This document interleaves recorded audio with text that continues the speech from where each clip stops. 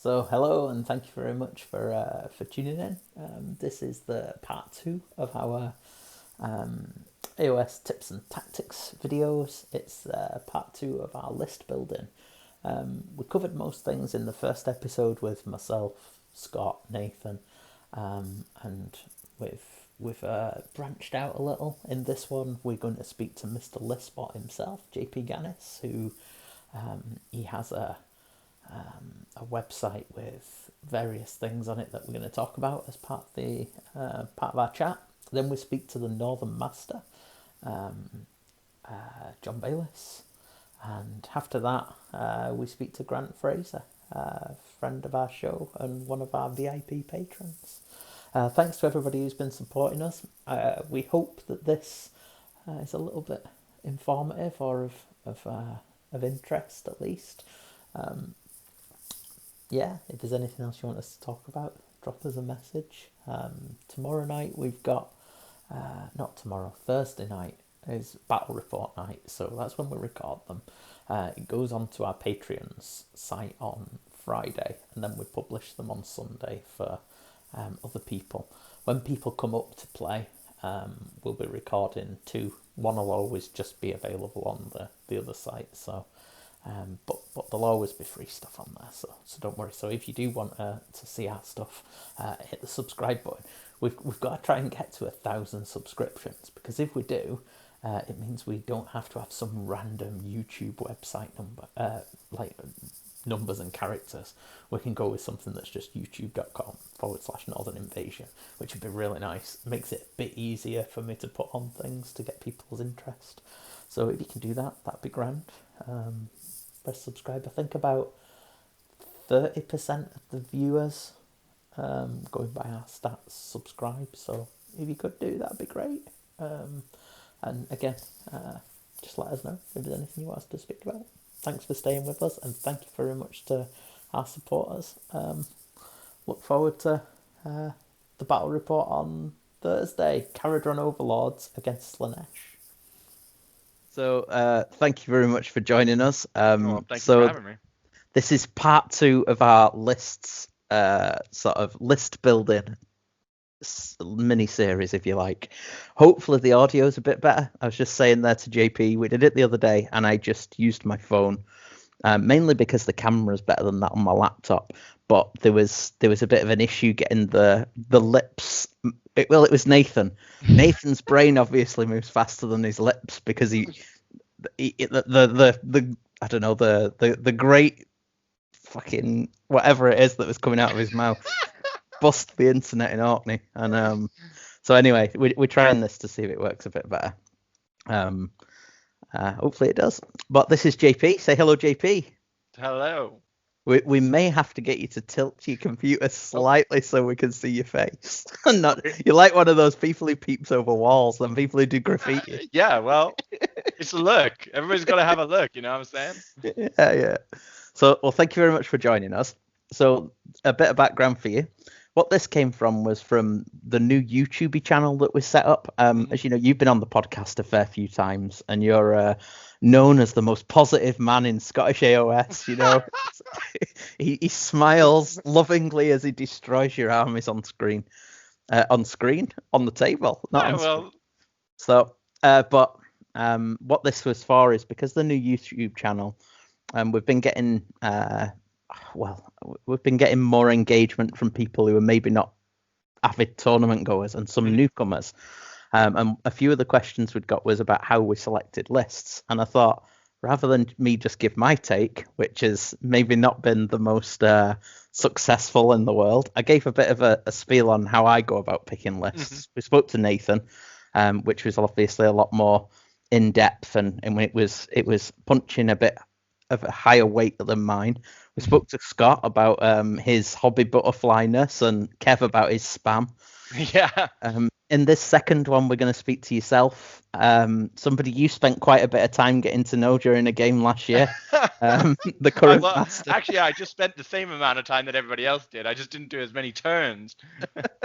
No, I'm Mark. But yeah, so we're speaking to the current master, and we're speaking to Grant as well, who's been doing some list building for some other channels and stuff. But with yourself, maybe we'll ask you to go through what you're coming up with a list first. The sort of, I don't know, moving parts that are essential, or the process you go through, and then maybe we'll come on to your side project, which may or may not, you may be its side project. I'm unsure Yeah, now. at some point, I'm hoping that balance shifts to be that way around. I guess for list building, and I know you sort of self-deprecatingly said your list building has not been that successful, but I think an important thing is the first thing you want to do is to set out what you're trying to achieve with your list. Because if you want how do I bring the strongest list I can to a tournament? You just net list, right? People have played a lot of lists. People know what's winning at the moment or what's winning in your local meta. You can just copy that list and play it. And there's nothing wrong with that. If you're going to have fun, you're going to win some games, assuming you don't absolutely hate the models or something like that. That's cool. And I don't think there's anything wrong with that. The first two steps to making a strong list are going to be picking a strong book and picking strong units from that book. But I think sort of the place that most people gravitate to after at least maybe one or a couple AoS tournaments is they're like, well, I don't want to play. I've got these models that I want to play. And so the real question with list building becomes okay, this faction is not the strongest faction, and these units that I like, how do I then build a list around that? Which is maybe more of an interesting question, because the community tends to thrash out good, strong lists. And so you often want to build your own list and based around your model, or you're like, I want to play something no one else is playing, or I want to counter the meta by picking this up.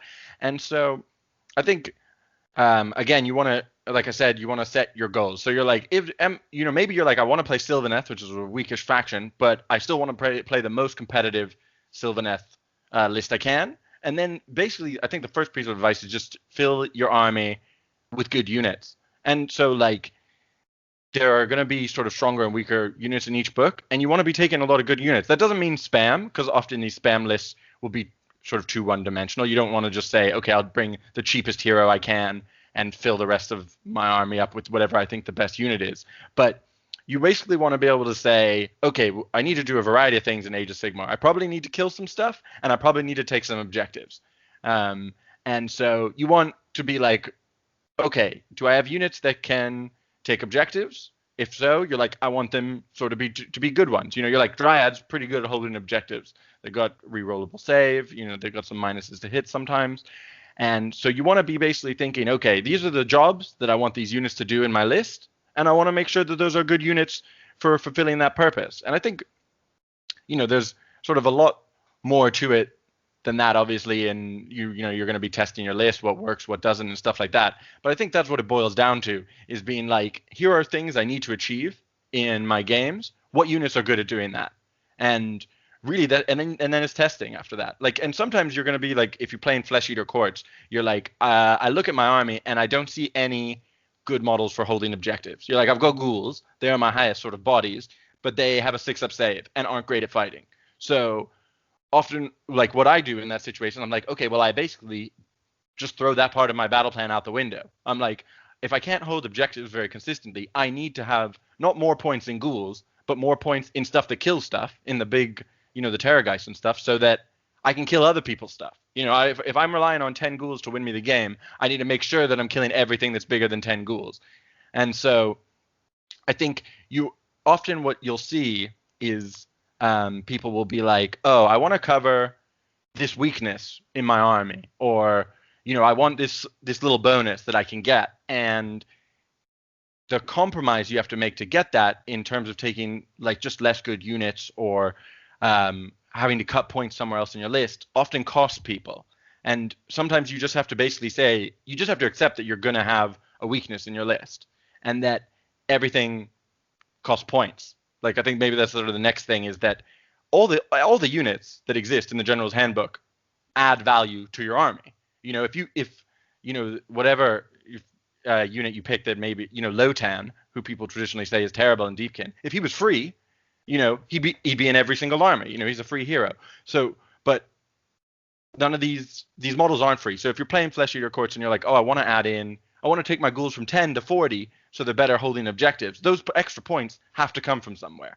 And so if you're reducing your overall list power by doing that, it's not going to end up with a stronger list. That doesn't mean you can't play loads of ghouls. And like I said, if your goal is like, I want a list with loads of ghouls, how do I do that? That's a different question. But I think you basically, to sum up all the rambling I just did, is you want to make sure that all the units in your list have a purpose in your mind for how you're going to use them, and that they are the best units you can think of for doing that job. So what are your key go-tos first? If you were to just be handed a battle tome, you don't know anything about what's going to be in there. You don't even really know how that book's going to play. What do you do? I mean, is there a sort of a basic underlying structure to all of your lists that you build, or would you say that you adapt them depending upon the army you're going to play? Yeah, and just play to its strengths. I think it's definitely that. I think, as someone, I've played both Legion of Grief and Flesh Eater Courts, which are basically totally the opposite. Flesh Eater Courts has infinity damage, and so again, you open the Flesh Eater Courts battle tome and you're like, oh, there's a Terrorgeist. He's rerolling hits. He's got D3 attacks and he's attacking twice. You're like, that's nuts. You're like, that's the most nuts thing in the book. I want to build a list that centers around that. Like, and I'm going to make that the focus. I'm going to have a list that does a lot of damage.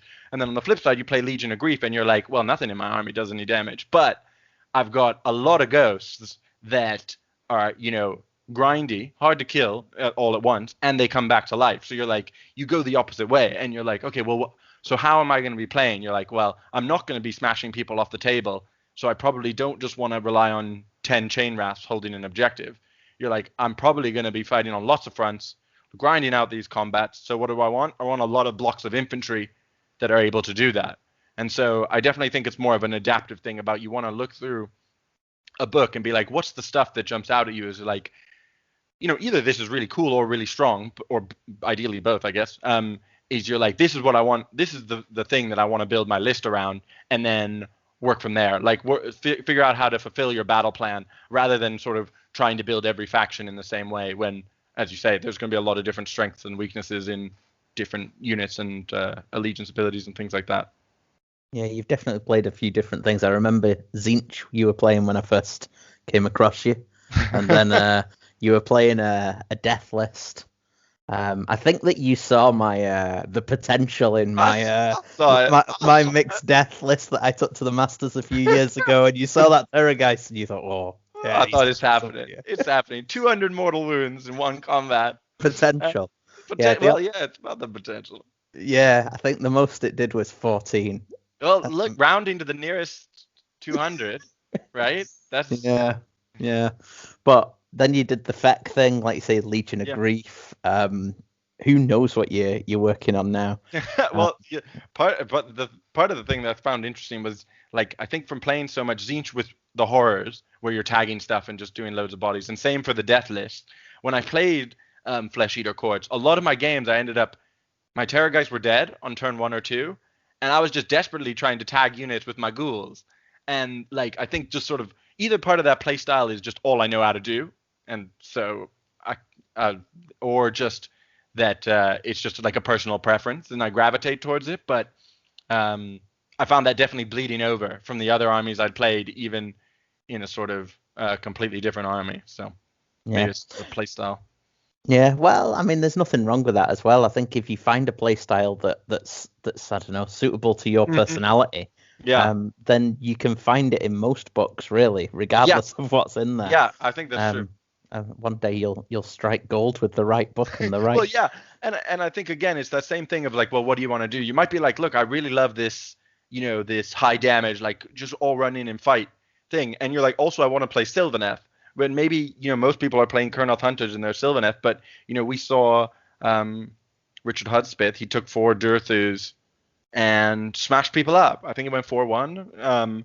Finished high up in the table, and it's just like, look, he was like, I want to do this thing, this monster mash, and I want to do it in Sylvaneth, and you can do it. Again, it's not saying, oh, this is the best list that anyone's ever seen. And I think sometimes there can be a trap of people thinking that any book and any unit you can make an equally powerful list, which probably isn't true, but you can do very well with all of these lists, because at the end of the day, you're going to be able to outplay your opponents, and some games you're just going to roll all 6s. And you're going to win no matter what. In some games you're going to roll all 1s, and it doesn't matter if your list is twice as good. So I think definitely I think people can sometimes feel like there's a sort of holy grail, like a secret hidden list that no one's thought of, but is actually really, really, more powerful than anything else out there. Whereas I think the better way to think about it is there's a lot of cool lists that people won't know how to play against that do have strong tricks that you can build. Like, it doesn't need to be more powerful than something else for you to get a lot of bang for your buck out of it. Mm-hmm. So one thing that you've been looking at, a perfect seamless segue here, is efficiencies in certain I don't suppose war scrolls and units, and which ones punch above the weights. And a few people who are watching may not have listened to you talk about this on the podcast, and not just ours. I think you've been doing a world tour talking about. People love computers apparently, so. Yeah, well, so do you want to say a few things about that? Maybe give a general overview and then some hot takes. Yeah, sure. So I run a thing called Listbot, which is a computer program I use for a variety of sort of statistical analyses in Age of Sigmar. And the particular thing we're talking about now is I went through all the war scrolls in the game, and I got Listbot to basically say how many points, this unit costs 100 points. How many points do you think it's worth? And the way that would work is basically I would take each war scroll and break it down into a bunch of features, which would be things like, okay, how many wounds does it have? And if you have more wounds and a good save, then you have it's an even higher number of effective wounds. So like how resilient basically is it? How much damage does it do? Those are the two main ones. And then a variety of things like, okay, how many special rules does it have? Does it have fly? How many casts does it have as a wizard? And basically, by feeding all the war scrolls into the machine, into Listbot for that, it learned that okay, well, if you've got 1 wound and a 4-up save and you're sort of on 4s and 4s and you're an infantry unit, you're probably 100 points roughly for 10 guys or something like that. And it would learn to be able to predict the points costs. And so then I fed in all the war scrolls from the game and got it to basically say, without seeing this one, so you're okay, Sisters of Slaughter, I won't tell you how many points they are, but looking at all the other points in the game, how many points do you think Sisters of Slaughter are worth?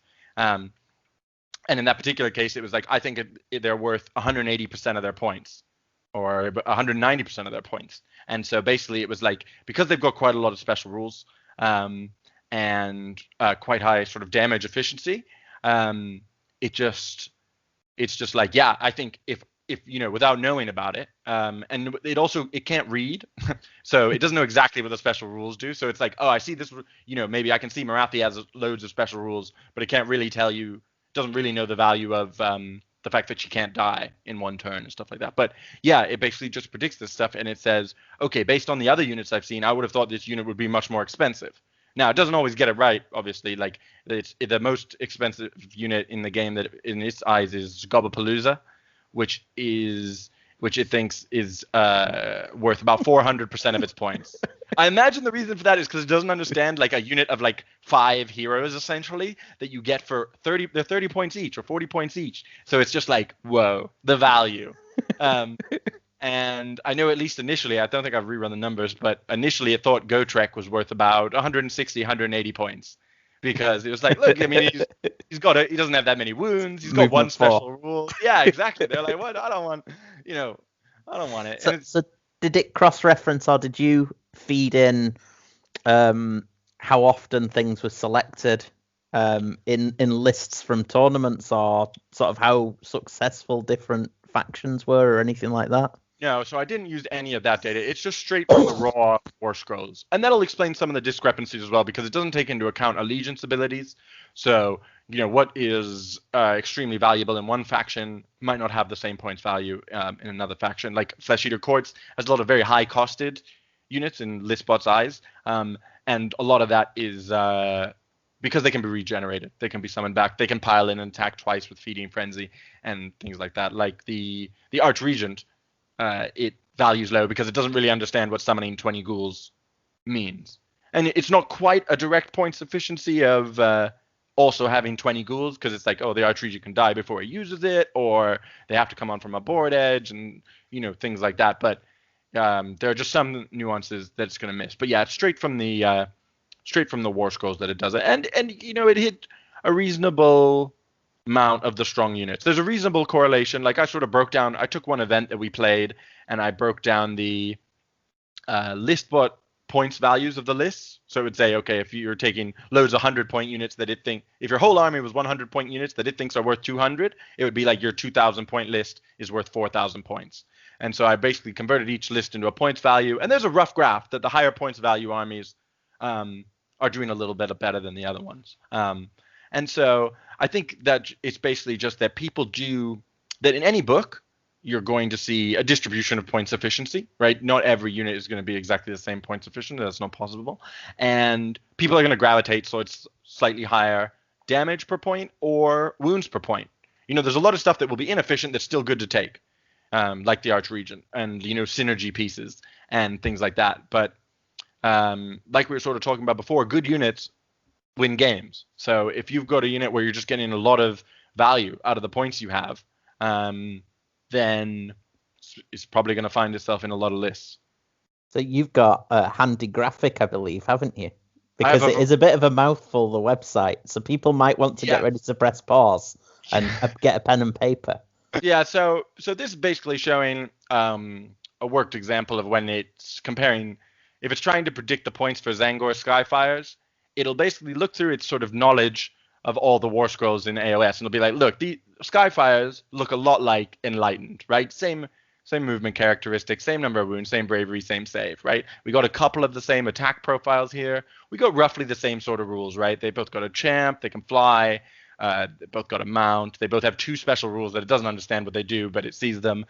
They share a lot of these same war scrolls. And it basically sits there and says, okay, I think Skyfires should cost 180 points. So that's basically how it comes up with these predictions. It just says, look, this, and it's probably the same way sort of we do it when we think about it, is just we're like, this war scroll looks quite a lot like these war scrolls. So, but it has maybe X, Y, or Z that the other one doesn't.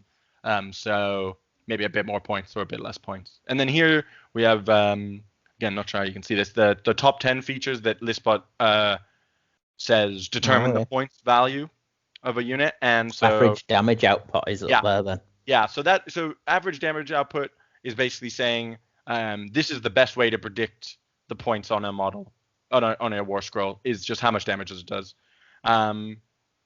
The second one, the best one, is actually the number of special abilities that it has. And that's especially true, I think, if you look at models like Marathi, Archaon, Nagash. They've got huge long war scrolls with loads of abilities, and that, like, if you've got a unit that costs 500 plus points, there's a good chance that they have a really big war scroll to go with it.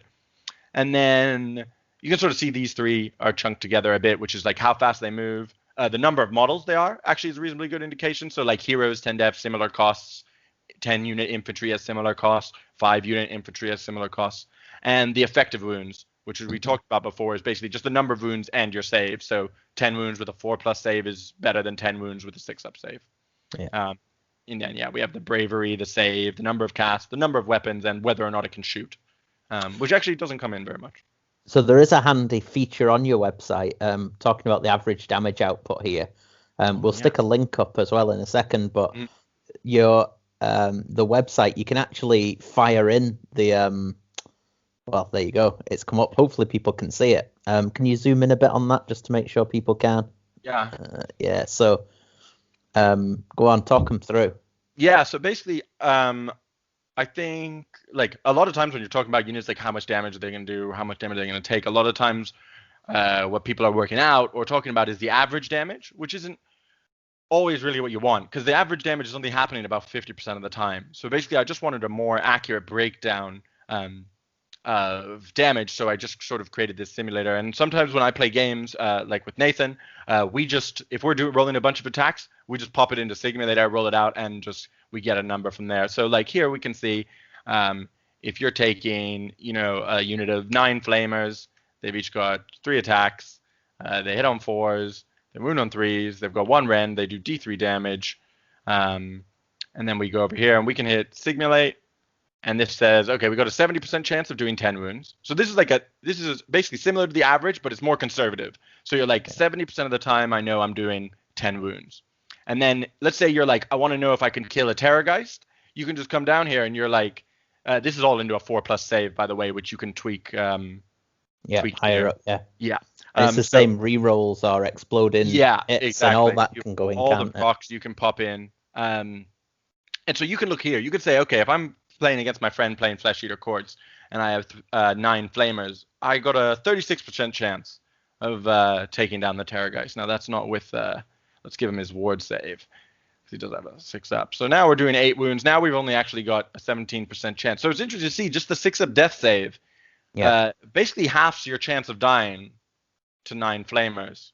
And so if you get off your spell with your Terrorgeist, you're then up to a 5 up ward save, and now you're only dying. So it can really give you information about like, I feel like a 5 up ward save is just okay, right? You're like, it's only +1 to my ward save, really, but that's bringing you, overall, it's bringing you down from almost a 20% chance to just under 10%, and so you're really half as likely to die now. So you can just sort of use it like that, and then also have a single roll button to just say, okay, if I roll it once, what do I get? And it's like, okay, 8 wounds. There we go. And that's what me and Nathan use sometimes when we game, we're rolling a high amount of dice. And yeah, this I just use sometimes because sometimes something can sound like a lot of damage in your head, and you're like, well, how much? Like, okay, well, if I want to pay 120 points to get this hero that lets me reroll hits, how much damage is that worth? Or in a lot of cases, if a unit has 2 different types of weapons, right, you can be like, okay, well, do I want one rend or do I want +1 to hit? Like, for example, I was recently looking at Chaos Knights, and they have lances, which do more damage on the charge, and then they have other weapons which do more damage most of the time. And so I came on here and I was comparing. I was like, well, what's the damage drop off? Like, how much damage do I lose by taking the weapons, the non-charge weapons? And I was basically like, you lose a little bit, but you don't actually necessarily lose that much damage. So maybe it's better to just take those ones because they work regardless of whether you've charged that turn or not. So it's I think, and there are other tools that do similar things out there, but I think this can be useful just to get like a ballpark figure. And you don't really need to, like, I'm never in a game sitting there going, okay, I have a 62% chance to kill this 7 wound hero, so therefore it's more like I know that I am not doing 25 wounds. I'm like, okay, I'm probably doing around 10, not around 20. And that could be a useful number to know if you're like, oh, I'm going to go for, sort of Hail Mary play to wipe out this unit of 20 guys on an objective. You want to know, like, okay, does that work, 30% of the time? In which case, cool. Winning the game 30% of the time, that's probably worth it. But if it works 1% of the time, you're maybe like, okay, well, it's not even worth considering. So this can just give you a ballpark figure of how much damage you expect from your units and things like that. Yeah, no, it's really good. So can you flash a link up to your website here? Yeah, I'll drop this in. Go on, let's see this. Skype. So is this going to pop up somewhere, or? I don't know. I just sent it in Skype. Oh, okay. So But, then I'll yeah, just stick it on as a graphic if it can go up. Cool. You can do that thing where you're like, oh yeah, the link will appear here. Yeah. Nice. Oh, well, I don't know where I'm going to be. I might be at the side, so. Well, what you want to do is you just point loads of places and then just cut out that section of the video until button lines up with where you're pointing. No, that's been really interesting, and this is a great tool and things, and there are other things on the website as well. You've got all sorts of bits and pieces about the meta breakers, which is, and you do player rankings and things like that as well, don't you? And then you look at the efficiency and success of various factions and things like that. So it's a whole host of different tools, and it's a resource of all sorts. It's a smorgasbord of facts. I'll put that in there. Yeah. I don't know how you spell it. Oh, well. Yeah. We'll fix it in post. I don't know. Have you got any tips for new people who are going to try and who are wanting to get into things, apart from pick an army that you like the look of? Because if you don't like the look of an army and the models, you're not going to want to sit and paint it. Yeah, that is so true. I think like in my experience, there's sort of 2, maybe 3, but I think first 2 are more common of things that new players can sometimes run into, which are 1, not wanting to be like that guy. You're like, oh, I don't want to bring 4 Dirthus because I don't want to be that guy. And to that, I mean, we've got that guy. I'm going to be that guy like at the next event I go to. Like there's that guys all the time, and sometimes you know it's not always the same people, you know, and there's nothing wrong with that. If you want to play a really strong list, then play a really strong list, have a good time. Don't be a dick at the tabletop, and no one's really going to hold it against you. And the second thing I think is that people can maybe have sort of the opposite thing where they really care a little bit too much about winning. And I don't mean that even at the tabletop, but I think sometimes you can be like, I think I've had multiple people where they played in their like small group of friends and they always win. They're like the best wargamer, and they're like, you know, I want to go to a tournament and I want to keep my unbeaten record.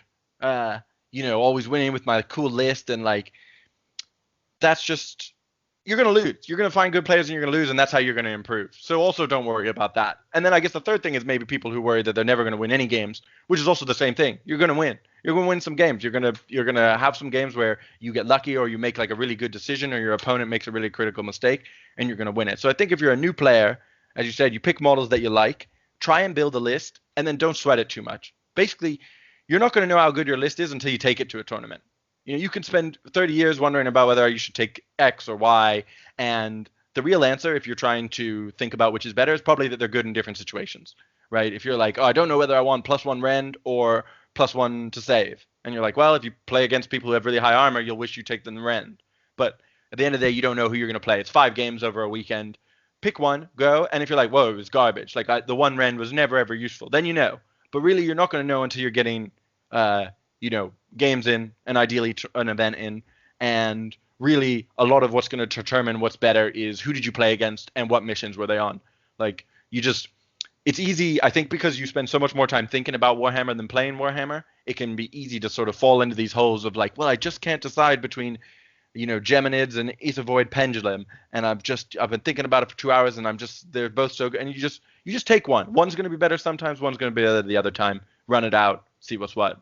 I think that's a key thing. With experience, if you're playing the same thing a few times, you learn when something performs well and when it doesn't. And with experience, you play into those positions where you know something's going to perform well.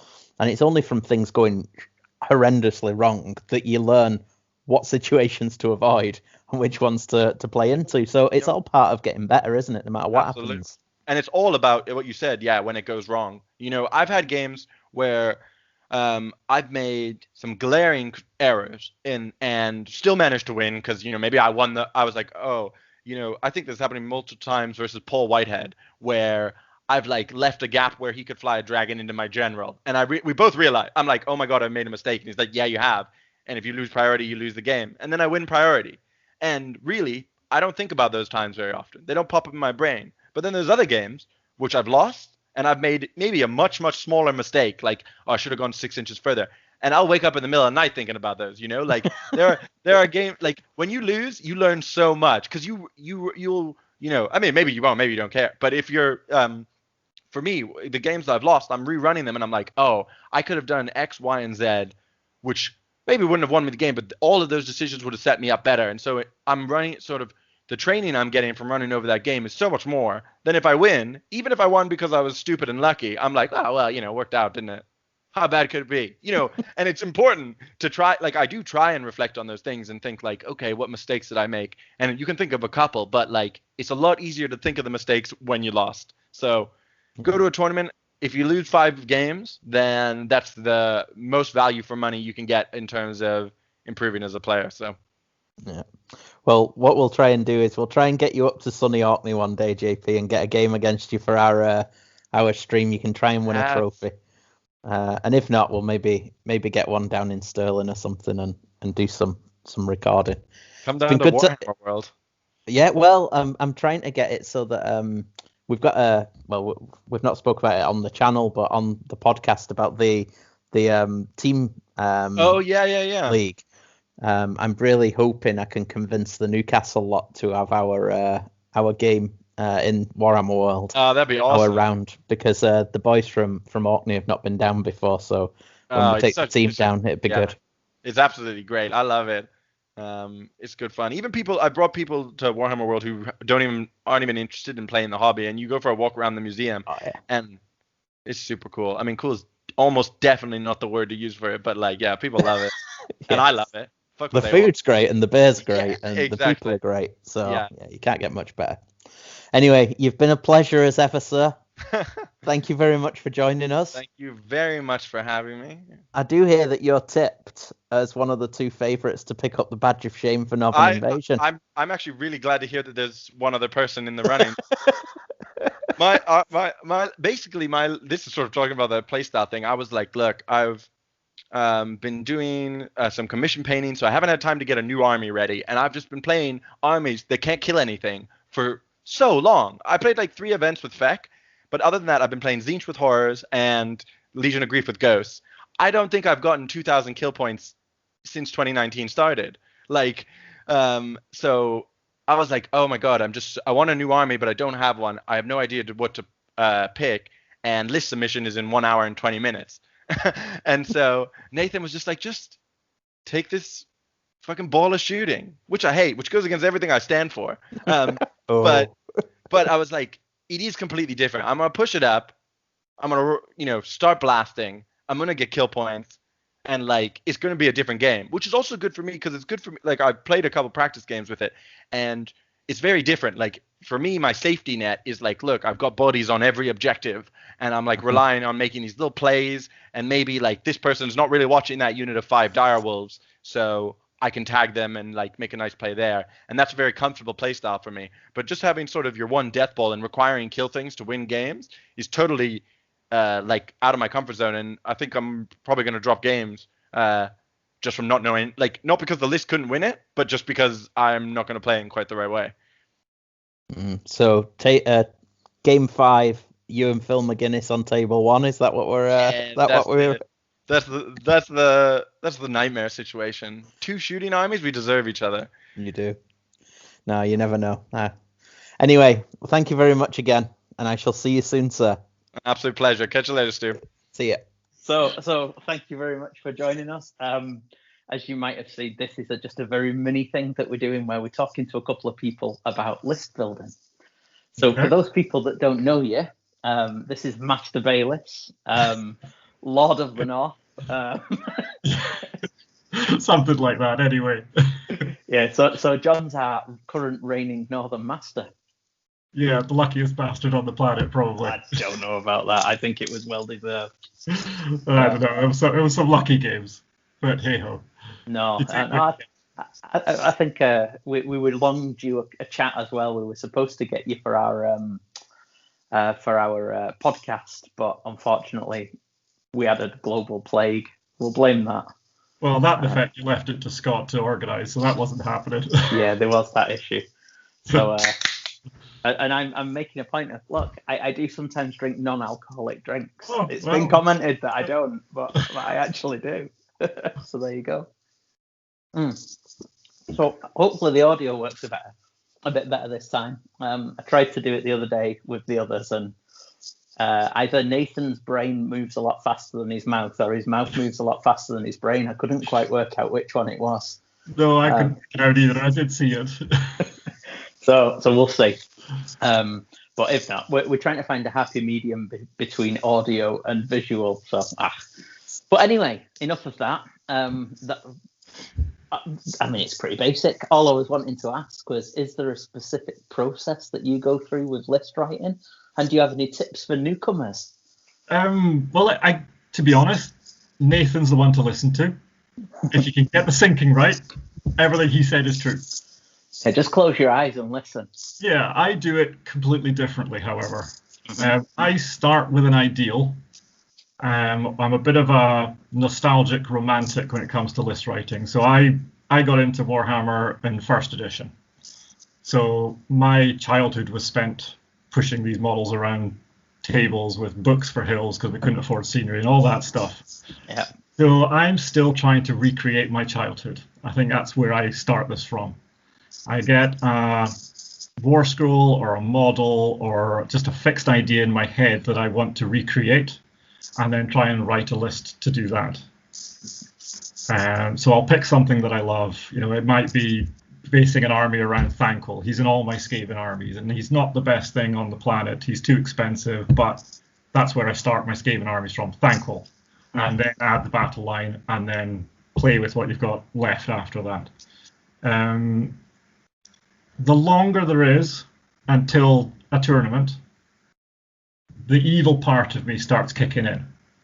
So I start with this romantic notion of what I want, and then if you give me too long, I'll take out little bits and I'll put in nasty things and little combinations that make it worse and worse.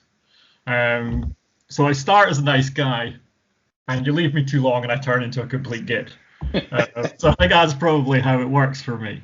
As I say, it's all about the romanticism of this idea of this character or this vision in my head of an army and how it plays. You know, the Master's army was a good example, that it was a Slanesh force. And I started off by trying to be a bastard for that one. I started off as a git, and I wrote this army that was all about the depravity points and summoning heroes and all that sort of stuff, the usual Slanesh lists. And then I just started getting angry, and I hated it. And so I scrapped the whole thing the week before list submission, and I decided that's sod it. I can't be arsed. I don't care where I come in the tournament. I wanted to just play something fun. So I wrote a full cavalry Slanesh list with 2 flying keepers. And don't get me wrong, not fluffy, but it was based on an idea of just masses of cavalry with 2 big keepers flying on top. And I wrote that up and I sent it in, and I hadn't practiced it, hadn't played it, knew nothing about it, but I thought, this is it, I don't care anymore.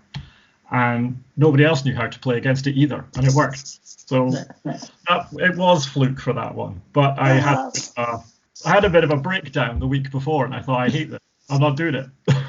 No, I think you had a vision. Yeah, because like you say, you had a vision. You knew what you wanted it to do, and then you just made it happen, really, didn't you? Well, because you were familiar with what the scrolls were going to do, and then you just... Yeah. I was familiar with the army. I hadn't played that army before. It was new. But I just no longer wanted to play the most optimized version of it, because that's what I wrote, because I thought it's Masters, I've got to do it.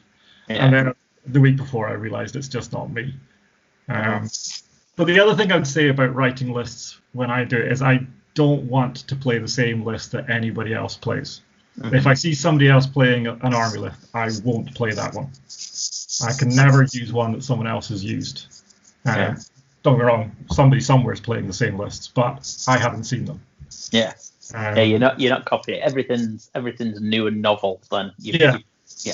It's supposed to be an element of surprise to my opponents. It's supposed to be something different. I'm trying to shake things up, I guess, a little bit for our scene.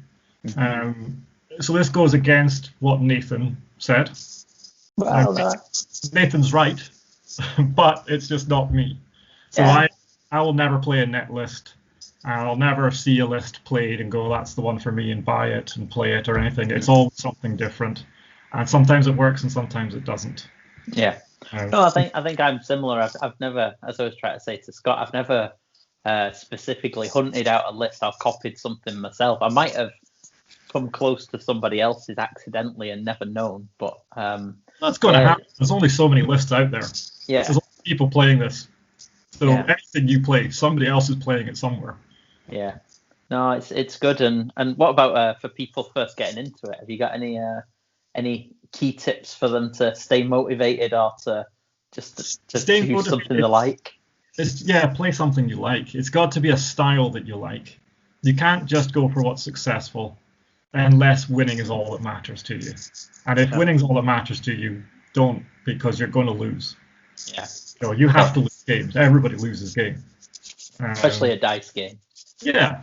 The dice come along and ruin all your plans. Yeah. And, we've got to accept the dice, because that's what means that somebody at the bottom rank can play somebody at the top rank and still have a chance. Yeah. Because otherwise you'd know who's going to win every single game. Definitely. Embrace the dice. So I suppose the next tournament you're at is Northern Invasion in little under 2 weeks. It is. And I submitted my list. You did. So just for people that might want you to just talk through your thinking behind the list. Okay. You don't have to go right into it because I won't publish it before anybody else's are published. Don't worry. But, fine. They've all submitted, so that's all that matters. Yeah. Okay.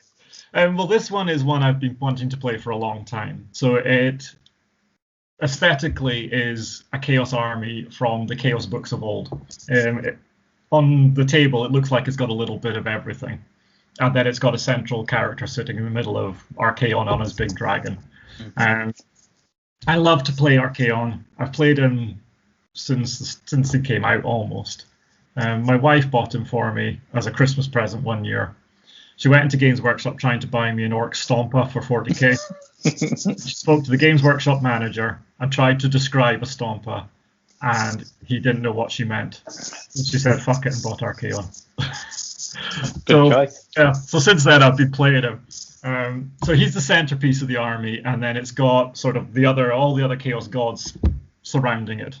And then Be'lakor, who's just the best thing since sliced bread. And I've played him for about 2 years now, and I love him. He's a dirty man. Yeah, he's a dirty man. That's what I say. I'm not actually a nice guy, so, you know. No. Well, you're not the only Archaon to be going. Oh! So there is another Archaon. Well, I have played Archaon against Archaon. I fought David Emmett's Archaon before. Well, you may get your chance to play Eric's Archaon this time, Oh, so good you on. never know. So I'll look forward to it.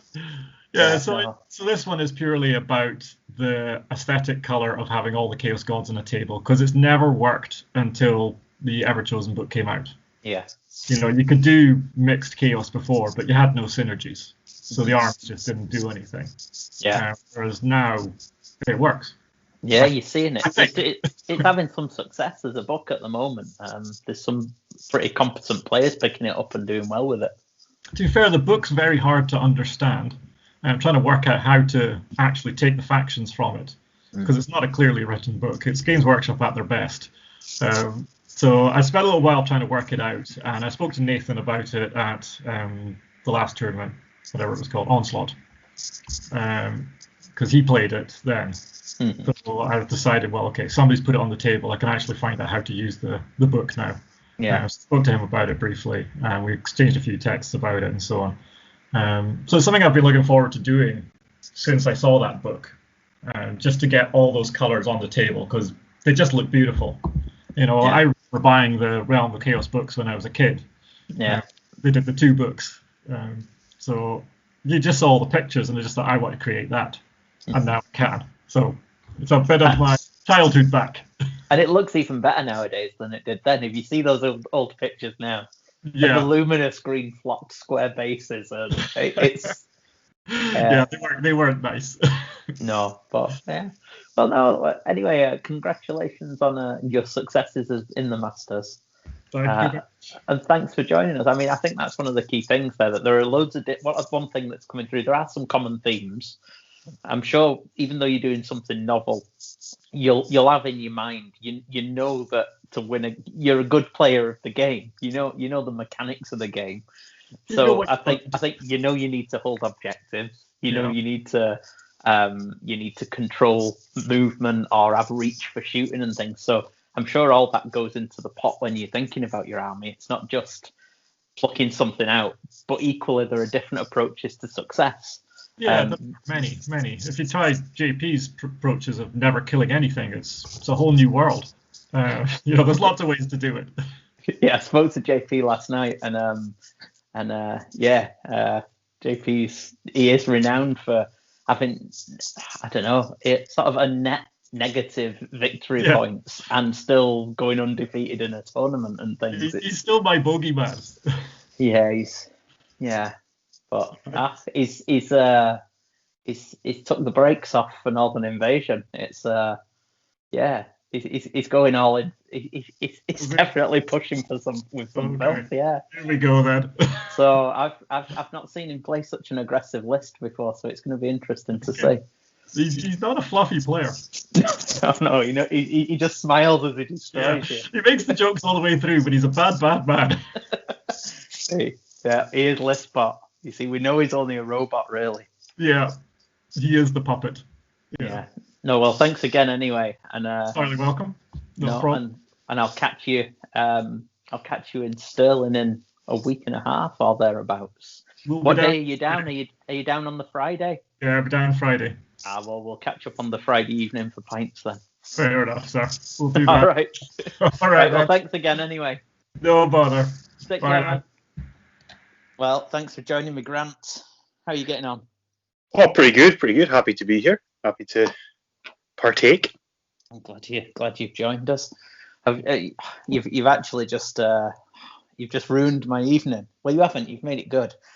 I was just pointing That's out expensive. Ruined to make it good. you've ruined my evening. No, I was just pointing out to John in the previous call that I do actually go through some days without drinking alcohol, and made a point of opening a non-alcoholic drink, and then you went away to get a pint, so I've had to go and get some cans. So yeah, Superb. no, thank you very much for joining us. You know what this is about? It's about lists and things. So it'd be good to get a view from a few different types of folk. We're saying non-competitive.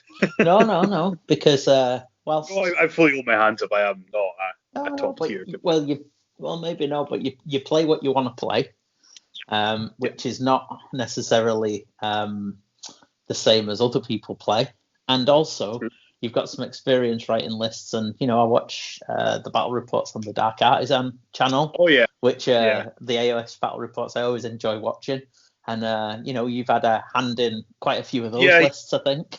Yeah, Harry does tend to say, "I'll go write a list," and then it's like, "Well, what have you actually got? What have I got to work with?" And then try and come up with something from that. So I just did the corn one recently, trying to do something different, and then the squig one. I think it's coming out soon. Yeah, I watched the corn one that came out a couple of days ago, corn against Sylvaneth, and it was. See, the thing is, that's very similar.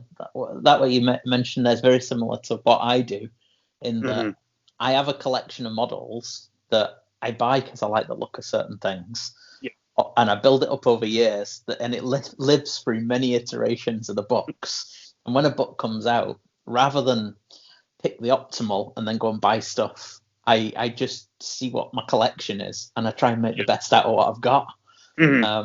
So it's a similar process, I suppose. Whereas you've turned into more of a painting and modelling machine over the last little while.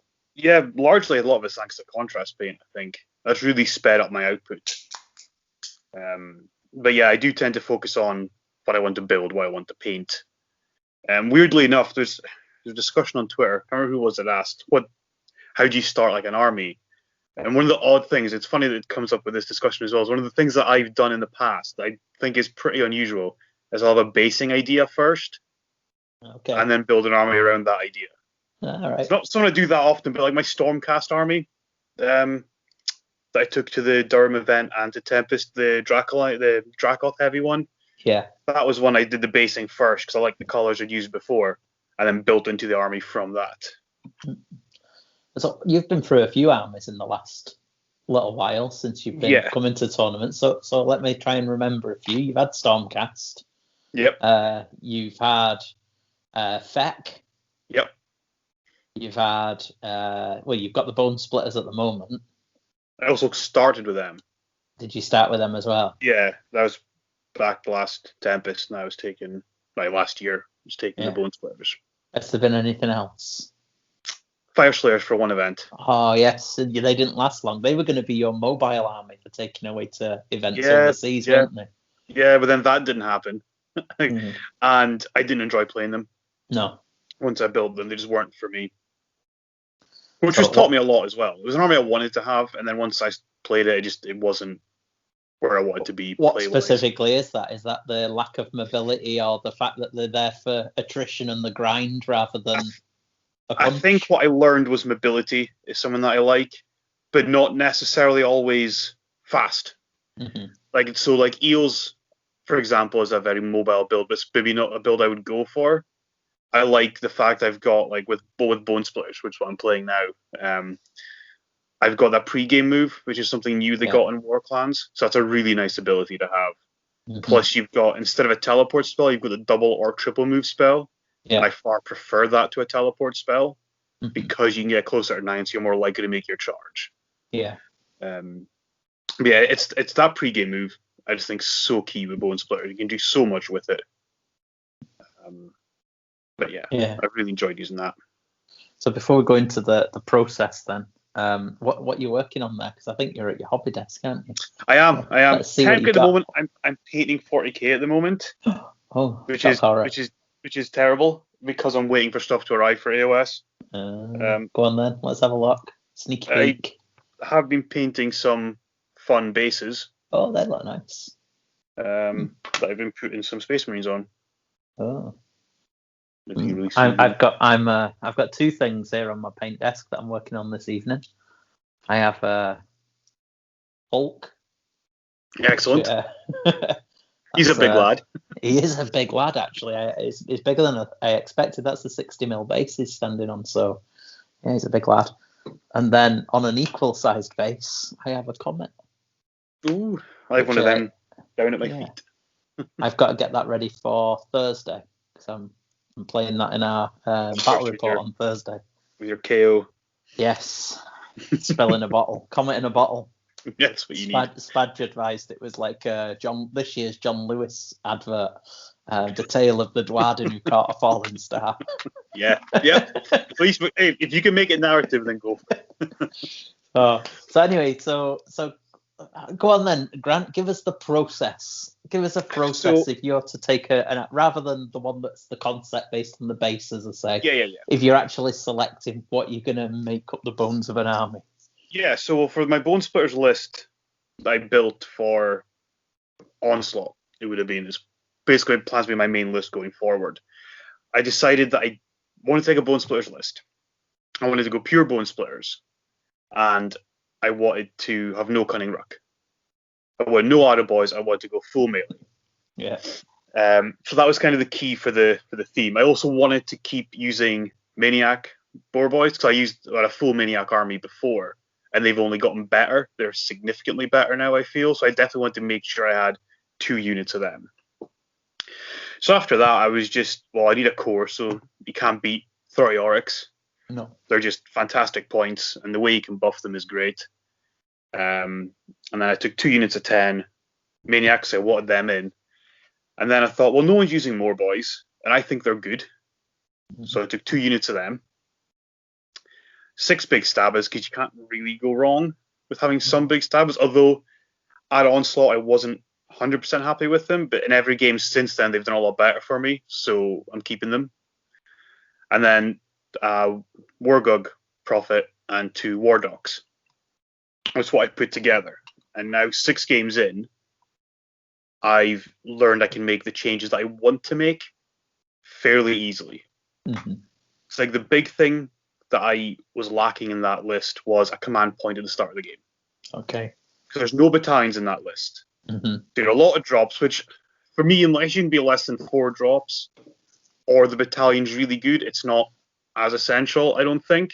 And I want to have more wounds, which is, I think that list was about 240 odd. Yeah, it's a lot of wounds, and you wanted more, aren't you? Yeah. So I then decided, okay, let's have a look at this. And the Wargug I don't think was doing enough, but he's the same point as 2 War Dogs.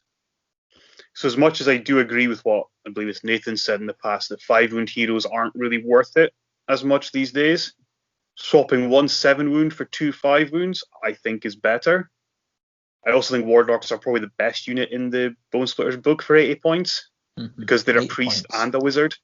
They're so good. So I replaced the Wargug with 2 more War Dogs. So it gives me a better spread of heroes for hero missions. I can spread myself out a bit more, and it gives me 4 dances, and the dances are great. And it still keeps me all my spells. Plus I get an extra lore spell, so I've got either something new or some redundancy depending on what I feel like. Mm-hmm. And then I thought, you're still missing the command point at the start of the game. And you've now lost the Wargug spell, which is the Fists of Gork, which is a great horde clearing spell. Mm-hmm. But you can get that back with the Kopruk battalion, which is all your War Dogs and your Morboys, which is all on my list already. So the way I've done that, the way I've come to this conclusion is that if I drop my 2 units of 10 Maniacs down to, say, 3 units of 5, I can fit in the battalion, I get an extra artifact, I get my command point, and that battalion gives me the Fists of Gork spell onto a War Dog. So the way I've built that out is that now I've got a bit more spread across the army. I've got a bit more reach with having 3 units of 5 rather than 2 units of 10. So it's all just kind of come down from seeing what the list started as, playing it for a few games, realizing what I was missing, and then working out what you can give up to try and keep the theme alive. So I still wanted the theme. I do like my 2 units of 10. That's the one thing I didn't really want to give up, but there's nowhere else I can really drop the bodies from. So going to 3 units of 5, I think, will be interesting. So it's still about 34 attacks per unit when they get into combat. So they're still going to be able to hurt things. They're still 15 wounds a unit, so they can still tie stuff up. And you've obviously, with the bone grins and that, you've got the no retreat, so you can tag a few units and kind of keep them in. But yeah, so it started off as what's all the wounds we can do? Let's put that out. And then through the games, I've refined it and realized that, okay, maybe we need to change some things here and there. And I think I'm now at a point where it's probably as good as I can do it. I'm sure plenty of people can come up with better. And I'm sure it's not the best Bone Splitters build by far. But that refinement, it shows the process of you got your original list, and then through trial and error, you've seen what works well, you've seen where it's lacking, and then you've made sacrifices to achieve certain things. And it's still keeping the theme, and it's still the one thing that I really liked about my army, and especially when I had it out for display at Onslaught, was it looks like almost like an old school fantasy army. Because you've got the units of cavalry, the units of foot troops, you've got the big spearman block. It looks like a real army, which I quite like. Whereas some of the stuff I've built in the past has been a bit, okay, here's your units of dwarves and your couple of little heroes and stuff, and maybe it doesn't look quite as nice and imposing, say, as because people do get a bit intimidated by the amount of wounds and the models you put on a table when you're running a Bone Splitters list like that, which you've got to use to your advantage. Yeah, well, those 2 wound models, if you've got a unit of 30, I mean, that's a massive amount of wounds to shift. Yeah, especially when, with that unit of 30, they start off in a 6-up save, 5-up in combat, just spell to make them a 4-up, and a dance to make them a 3-up. So now you've got 60 wounds on a 3-up save with a 6-up shrug. So that's all going to be built into the list that whichever War Doc stands near them needs to have that +1 save spell. So you can dance and cast the spell, and it just makes that block so hard to get rid of. Yeah. That people either won't touch it or have to really commit to it. So again, it's knowing where to put your heroes and spread them out, and that's why I think adding in 2 more is probably going to do me more good in the long run. Yeah. No, that refinement's ongoing, pretty much there by the sounds of it.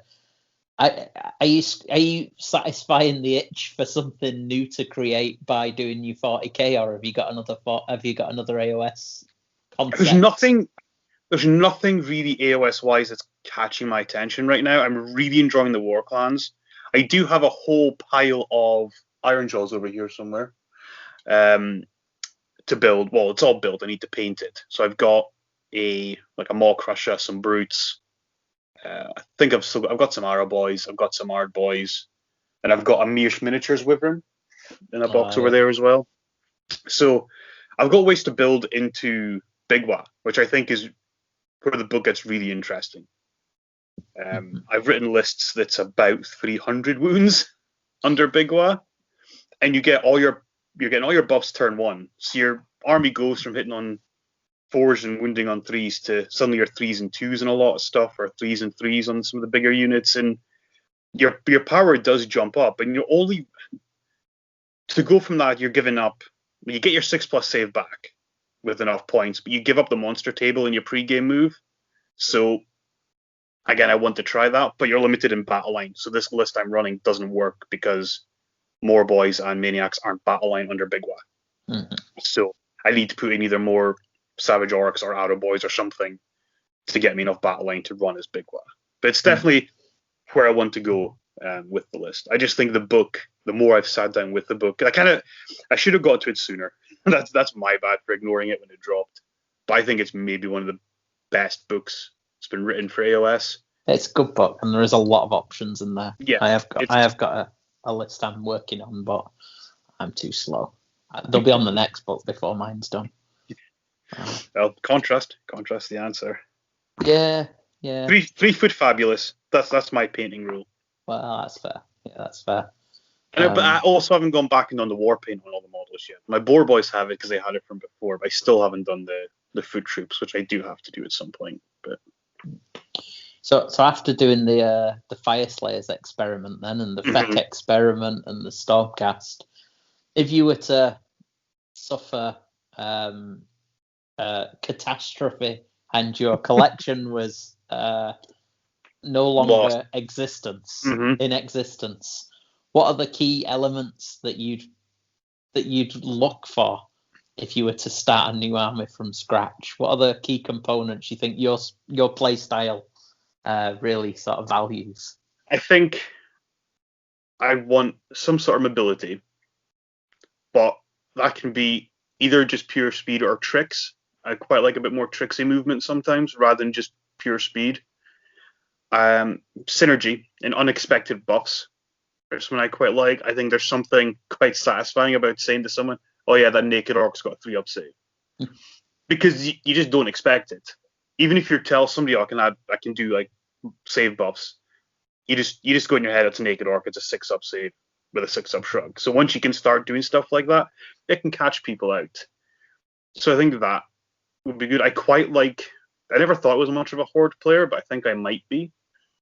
Yeah. But if I lost everything, I don't know if I want to paint another horde army anytime soon. So it might be giants if I lose everything, just because that's about 4 models to paint when they come out. But no, I would. There's other armies out there that I like. I mean, Daughters of Cain look really interesting, and they've got that. But if I was doing that, it would be a full snake army just for the theme. It would be a full it would be something like that, and that tends to be where I go. Is I pick something I want to do and do a theme of it. For better or worse, often worse. Are you tempted by the new box then with the snake ladies in? Potentially, because I'm so focused on my war clans right now, and I plan to take them for the rest of the year now. And I think I will because I've been enjoying them more with every game I play. I'll wait and see if there's a new battle tome for the daughters, or what this Marathi Broken Realms book's going to mean for them. Yeah, and then they might be a project for the future because I've always liked the snake models. I could quite happily never paint a witch elf, but a full snake army could be quite interesting. Yeah, I think it's good though if you do stick with your war clans. Try. I mean, you've been to a couple of events with them now, and if you can get a full season in and get them. Well, I'm already from starting them from my practice games to the last game I had was against you. I'm noticing a lot more I can do with the army and what the army can do. Even that's maybe 6-7 games, which is about where I could start telling I needed things like that command point early on was good. But I'm hoping to get a practice game in this weekend, potentially, to try out this new version once I build 2 more war docs out of whatever bits of boys I've got lying around. Yeah. Well, I'll be sure to call in again when I'm next down. Yes, we'll get a rematch. And are you going to Realm Wars? Yes, Realm Wars and the Lost and the Damned. The Lost and the Damned. Oh, well, that's good. And we'll still try and get something on up here. Yes. If we can get you up, that'll be good. Between events. Yeah, we should manage something. I think there's a couple of folk that are keen, so that'll be good. And see if you can come and beat some people from on our home soil. That's the thing. I've played a few of you now out with your home soil, and I've won. So now it's the home field advantage. So now it all changes. That's it. Yeah, overseas, cross the boiling sea. It all goes badly wrong. Oh, well, that's grand. Well, thank you very much, Grant, for your wise words and sage advice. Hopefully more so than whatever that was recording, because I'm never watching that to find out what I said. It's the best way. I'm the same. Just ignore it. Oh, no, thank you very much anyway. And I'll see you in a week and a half. Yes. Right. Take care anyway. Yep, you as well. Have fun. Right. Good luck with the Marines. Cheers.